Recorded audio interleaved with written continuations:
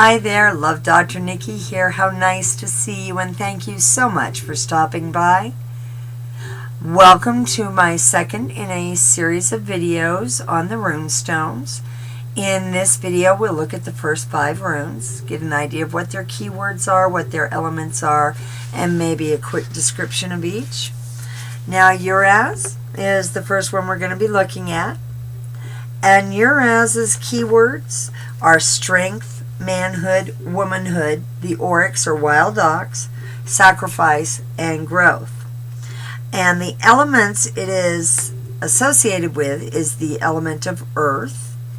And Uraz, until the 17th century, a mighty beast walked the earth. He was Bo Primogenes, the oryx. More commonly called the wild ox or Viking ox, it was an animal known for its recalcitrance until trained, and its massive strength when put to good use. The ox has long been associated with the idea of participation in sacrifice. So that's our first rune, Uraz. Now the next rune we're going to be looking at is Othila. Othila is aligned with both the elements of earth and fire. It alludes to the hearth and home. Its keywords are protection, financial help, separation, inherited property, inheritance, native land, and home. And Othila speaks to us on both an earthly plane and the plane of spirit. Othila brings the bounty of the universe to us, but asks that we take appropriate action in order for that to happen for us. If Othila has been cast in your spread, it is wise to work with her powerful energy. Now the next rune we're going to be looking at today is Anzus. Anzus is another very powerful rune. It's considered the messenger rune. The keywords for it are God, Odin, holy power, messenger, and the mouth. Its elements are depending on what's going on. The elements of air, fire, and water, all 3 are represented. Anzus is referred to as the messenger rune. When this rune is cast, whether right side up or upside down, be prepared for messages of great import that bring change into your life.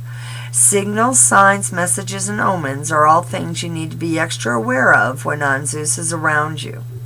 Messages and signals come in many different ways, so be open and receptive to the flow of bounty from the universe. Apparently Psychic Cat got bored. Next, or she thinks I'm doing a good enough job. I'm never sure which. It's difficult having a supervisor that doesn't give good feedback. The next rune we're looking at is Gibo. Gibo is the rune of partnership. In modern vernacular, it's also referred to as the love rune. Its keywords are gift and partnership, and it is associated with the element of air and the element of water. Gibo appearing in your cast today has many meanings and messages. Be sure to consider the meaning on the rune with direct understanding of the initial question. Gibo's message is always important, so be sure to interpret it in the context of the question posed. However, it should be noted that one of the modern nicknames of Gibo is the love rune. And then finally, the last rune in our video today is Manaz. And Manaz represents the self. Its keywords are human being, which remind us not only that we are all individuals, but we are also part of a greater whole, the human race. And the element of air is the element aligned with this rune. Manaz is considered to represent the self. Normally when this rune appears in your casting, it indicates a time to go inside and search for your true essence. Manaz asks you to go inside yourself to seek the true you within. It is through the self that we interact with others. Manaz challenges us to look within ourselves and see if it is our actions that are creating the negative situations we find ourselves in. So that's our quick run or walk through the runes of Uraz,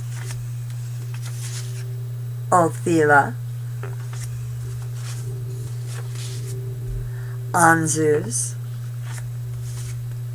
Gibo, and Menas. I hope you'll join me for the next video in this series. And remember, all the runes will be covered, so make sure you check out all the videos. And I hope you'll stop by Oranim.com and check into free chat and say hi. I'm Love Dr. Nikki, and I hope you have a lovely day. Bye-bye.